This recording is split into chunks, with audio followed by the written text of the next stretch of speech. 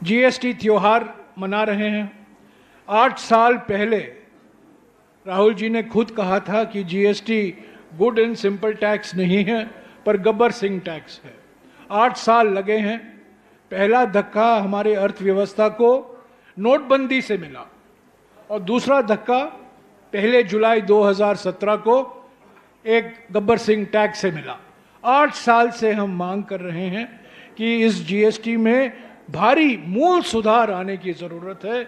GST 2.0 लाने की ज़रूरत है। 8 साल बाद मजबूरी में दर काटे गए हैं, पर जब आमदनी नहीं बढ़ी है पिछले 10 सालों में, सिर्फ दर काटने से ग्राहक बाजार में नहीं आएंगे और चीज़ें खरीदेंगे जितना की उम्मीद हो रही है।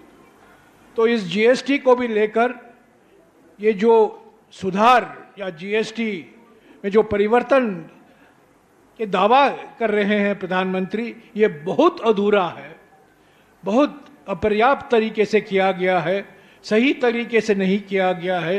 राज्यों पर इसका बहुत भारी बोझ बढ़ेगा। मुआवजा राज्यों को सही मायने में नहीं मिल रहा है और जीएसटी को भी लेकर जो दावे किए जा रहे हैं कि इससे अर्थव्यवस्था के लिए एक बूस्टर डोज मिलेगा, अर्थव्यवस्था में जीडीपी का दर बढ़ेगा, इस पर कई सवाल उठ खड़े होते हैं। सामाजिक ध्रुवीकरण को लेकर प्रस्ताव में चर्चा है और सामाजिक न्याय को लेकर खास तौर से जाति जनगणना जो एकमात्र कारण है। मोदी सरकार ने 8 साल से चुप्पी नहीं तोड़ी थी जाति जनगणना को लेकर, पर अभी उन्होंने अपना निर्णय दिया है कि 2027 के फरवरी महीने में ये जाति जनगणना करवाया जाएगा। तो ये कांग्रेस पार्टी के दबाव के कारण, राहुल जी और खड़गे जी के अभियान के कारण ही हो पाया है सामाजिक न्याय।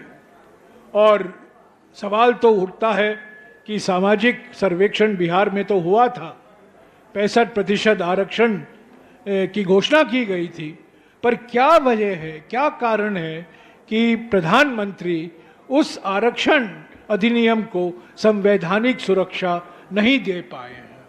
30 साल पहले कांग्रेस सरकार ने तमिलनाडु के 69% आरक्षण अधिनियम को संवैधानिक सुरक्षा दिया था, पर बिहार के 65% आरक्षण को जो हाई कोर्ट और सुप्रीम कोर्ट में रद्द किया गया था, उसको संवैधानिक सुरक्षा अभी तक प्रधानमंत्री ने नहीं दिया है और ये डबल इंजन सरकार की विफलता है।